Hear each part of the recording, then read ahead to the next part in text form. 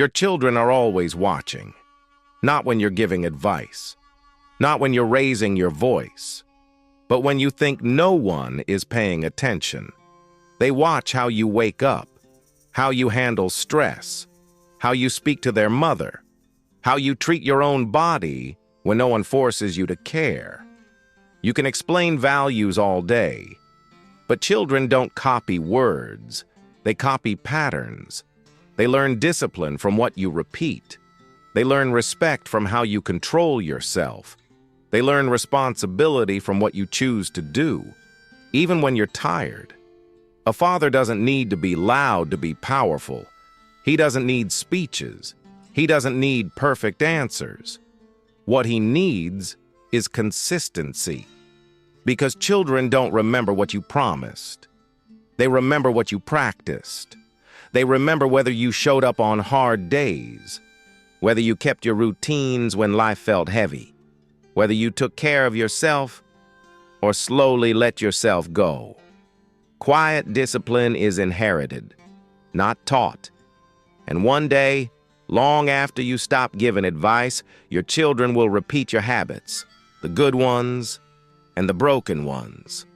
That is why your habits matter more than your words. Children don't grow up doing what you tell them. They grow up becoming what you repeat. They absorb your habits quietly over years, not through lectures, through exposure. They learn what normal looks like by watching how you live, whether effort is optional, whether health is negotiable, whether promises to yourself matter. When you wake up early without complaining, they learn discipline. When you train your body even when no one sees, they learn self-respect. When you keep your word to yourself, they learn integrity. But the opposite is also true. When you say family is important but neglect your health, they notice. When you talk about responsibility but avoid discomfort, they remember. When stress shows up and you collapse instead of adjust, they learn that too. Children don't judge you. They normalize you. Your habits become their reference point. Your routines become their invisible education. This is why discipline at home is different from discipline at work. At work, results speak. At home, patterns speak. You don't need to announce what you're doing. You don't need to explain your discipline. You only need to live it consistently. Because one day your child will face pressure without you there. And what they fall back on won't be your words. It will be the habits they saw you practice. That is how discipline survives generations. Quietly, relentlessly, without applause. Before children learn discipline, they learn emotional safety. They learn it from how you respond under pressure. Not when life is easy, but when something goes wrong. They watch your tone when plans collapse, your posture when you're criticized, your patience when nothing goes your way. A father who controls himself teaches calm without saying a word. A father who explodes teaches fear, even if he apologizes later. Children don't need perfect parents. They need predictable ones. When you manage your emotions, you create a stable ground. When you regulate your reactions, you give them permission to feel safe. This is discipline in its quietest form, not dominance, not authority, but self-command. If you reach for distractions every time stress appears, they notice. If you numb yourself instead of facing discomfort, they record it. If you avoid hard conversations, they learn avoidance. But when you pause before reacting, when you breathe instead of break, when you adjust instead of collapse, you teach resilience without instruction. Children learn how to treat themselves by watching how you treat yourself. Do you rest with intention or escape without awareness? Do you train your body to stay capable or let it decline quietly? Do you face problems directly or hope time will erase them? Your answers become their habits. This is why quiet discipline starts inside the home, long before it shows up in school, work, or relationships. A man who practices self-control builds an invisible shield around his family. Not by force, but by example. And one day when your child faces pressure alone, they won't remember what you told them to do. They will remember how you stayed steady when everything tried to shake you. Children don't inherit motivation. They inherit routines. They don't wake up one day with discipline. They grow into it by living inside structure. What you do every morning becomes their sense of order. What you repeat every evening becomes their sense of closure. Your daily rhythm quietly teaches them how life is handled. Routine is not control. It is clarity. When your actions follow a rhythm, children feel grounded.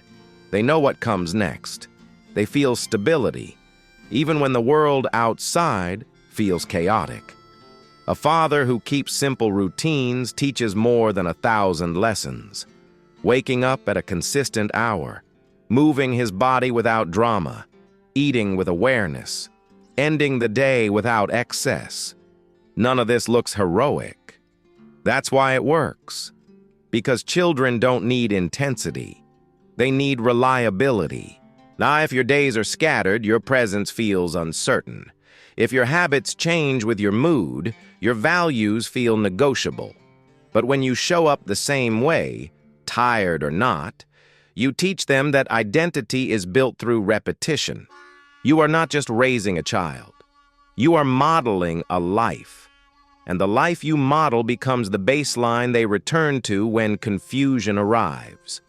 One day, your child will choose how to live, not by remembering your advice, but by remembering what felt normal growing up. Was discipline something you did only when convenient, or something you practiced quietly without recognition? That answer will echo forward, because routines don't just organize time. They shape character, and character once formed guides decisions long after childhood ends. There will be a time when your children no longer live under your roof. They won't hear your reminders.